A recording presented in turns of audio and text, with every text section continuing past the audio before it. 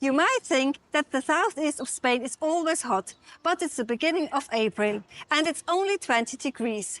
So perfect conditions for cycling. Hola de Cartagena. Hi, I'm Vera. And I'm SlowEddie Spaghetti. And in this video, we would like to invite you on a ride we're taking along the EuroVelo 8 from Cartagena at the train station where we are now to Mazarrón, which is a bit further west. As you can see on the clock of the train station, it's already close to 2 o'clock, so we don't have much time left. So we're only doing a short stretch of the EuroVelo 8 today. But we hope you enjoy it and see what we'll have to discover on the way. Yes, let's go. Train stations in Spain are often ornamental works of art, and the station in Cartagena is no exception. Unfortunately, the train service doesn't quite live up to the grandeur. But that's a story for another time. We would have loved to grab a few close-ups for you, but we were a bit pressed for time, and there's so much more waiting for us along the way. Let's have a look at the route we took. We soon left the city behind and climbed up into the mountains overlooking the coastline. As you'll soon see, this section of the EuroVelo 8 isn't flat at all. It's a pretty hilly affair, but after a good workout, a long descent brought us back down to sea level, where we rolled into the next major port town, Mazarrón. The EuroVelo 8 is generally well-sized, and Cartagena itself is full of cycle paths that makes it safe and easy to get around. One of these paths led us around the impressive fortifications that still encircle the historic city centre. Cartagena might not be at the top of most tourist lists, nor is it a commercial powerhouse. With a population of about 220,000, ranking 24th in size nationally, it tends to fly a bit under the radar.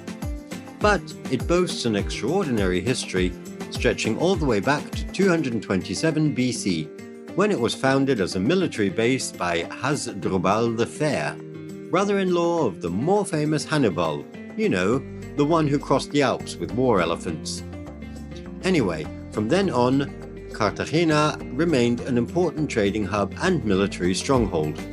Somewhere behind those fortified walls lies a Roman amphitheatre, and if you look closely, you can just about spot the elevator that now takes visitors up to it. Unlike many other towns and cities along Spain's eastern coast, Cartagena isn't overrun by rows of towering condo complexes. When we passed through, there weren't many tourists around either. Those who do visit often arrive in groups from cruise ships docked in the harbour, though we imagine the sea looks quite different in the height of summer. On this moderately warm spring day, with just a light breeze coming off the sea, Cartagena had a relaxed, almost Caribbean atmosphere, helped along by the rows of palm trees lining the streets. The city is also known for its stunning collection of Art Nouveau buildings, built during the early 20th century when the local mining boom drew in a new wave of wealth. The polished stone pavements give the high street a real sense of class. Overall, the city felt clean, lively, and brimming with art, a real hidden treasure on Spain's Mediterranean coast.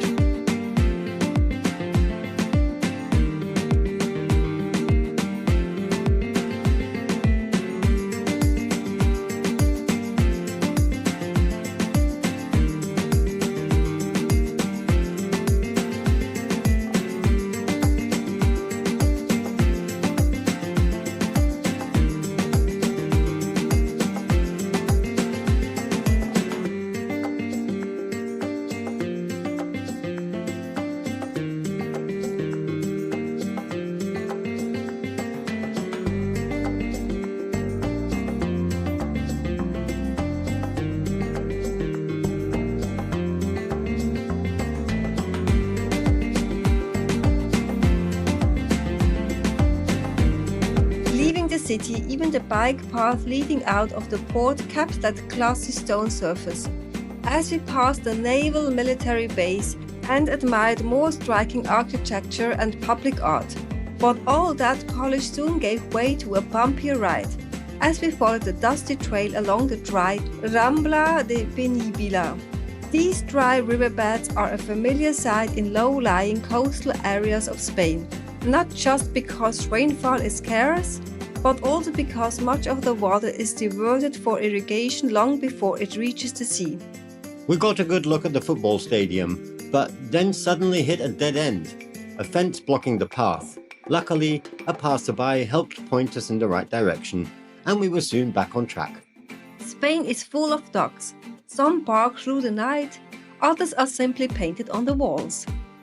When cycling, you run into all sorts of curiosities, from eye-catching graffiti to unusual buildings.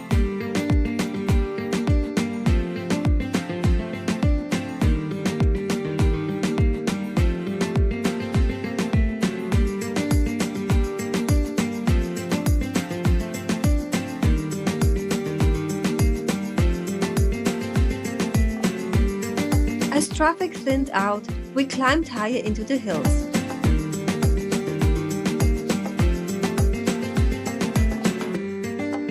With an ever-widening view over the city behind us.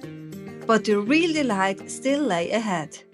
This past winter and spring, Spain saw unusually high rainfall. So much, in fact, that parts of the country experienced severe flooding.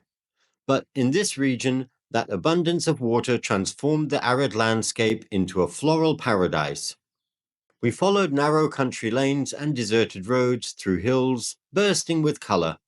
Flowers stretched out in every direction. It was mesmerizing, an unexpected and unforgettable gift of nature. So just sit back, relax, and soak it all in as we progress along our path.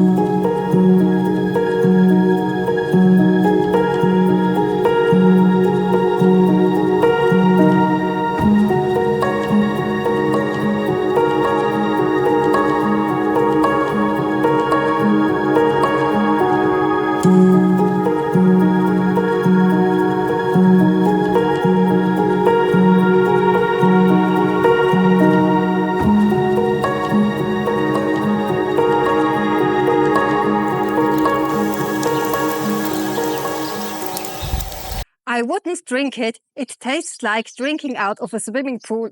Blah.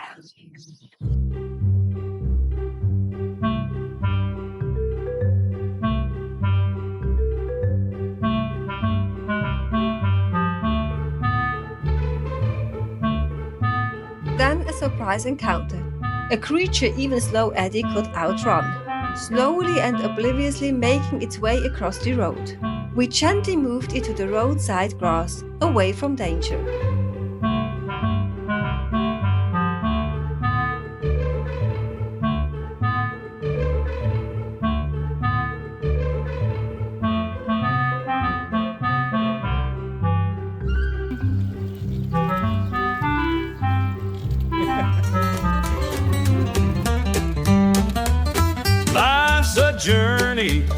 keep your aim strong.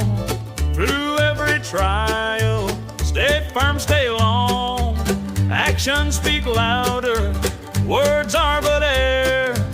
Show what you mean, let deeds be most clear. Time is precious, never let it fly. Seize every moment, reach for the sky. A friend in need, a true friend you'll view in tough times.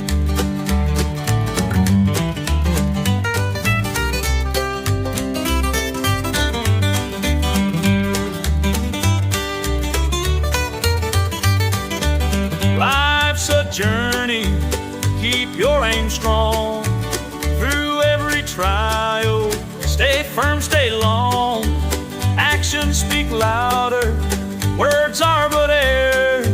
Show what you mean, let deeds be most clear.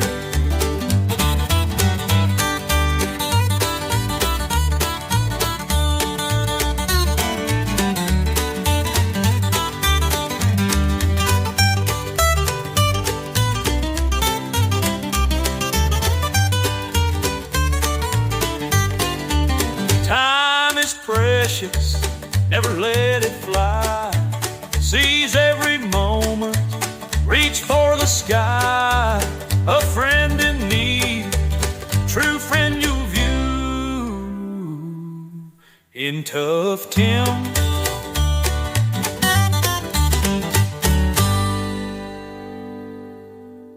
We were closing in on Mazarrón, our destination for the day. Once a humble fishing village, Mazarrón rose to prominence in the 19th century with the opening of major mining operations. But the mines were largely depleted by the early 20th century, and the town slipped into economic decline, even facing periods of neglect and famine. By 1950, the population had fallen to under 10,000, a loss of nearly 2/3. In recent decades, however, Mazarrón has seen a real revival. A shift in the economy has brought new life, and the town now thrives with over 30,000 residents. The mines, though long inactive, have left dramatic scars across the hillsides, and many are now open to visitors. They were once linked by rail to the port, as well as to Cartagena and Lorca. Today, those old rail lines have been repurposed into scenic greenways. We actually cycled them the year before, a ride we've yet to feature in our series, Cycling Down Memory Lane.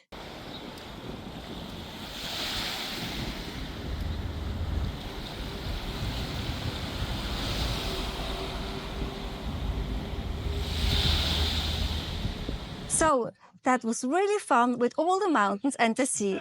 And how far did we get? Well, I clocked 46 kilometers. That's not far, given that it's almost 7 o'clock. Well, that's what happens when there's a lot to see on the way. We often get asked how far we travel a day, but that's a question that is almost impossible to answer, and I always reply with, it depends, which leaves a lot of people confused and a bit unsure about how I mean that. But nice things to see on the way do slow you down. And we had to get up the mountain and back down again, didn't we? But finding the route was really easy and without any traffic, and I would strongly recommend the route. So I hope you enjoyed this video as much as we did our ride. We're going to go and set up our tent now. In the meantime, why not hit the like button if you enjoyed it and the subscribe button so you can follow on further routes we do. So we look forward to seeing you in the next one. Until then, thanks for watching and bye-bye. Bye. Happy cycling. Happy cycling.